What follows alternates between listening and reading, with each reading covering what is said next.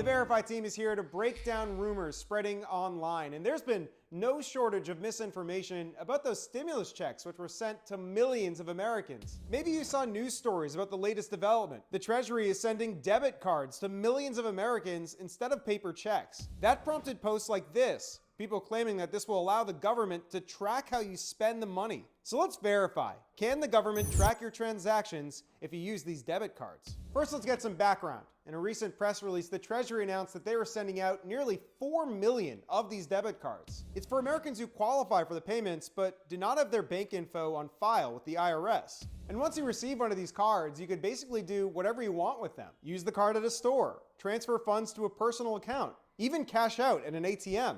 But let's get to the big question here. Can the feds actually track your purchases? Well, first off, we should point out that the Treasury Department isn't actually managing the cards. That's done by MetaBank, a private company that acts as the financial agent for the Treasury.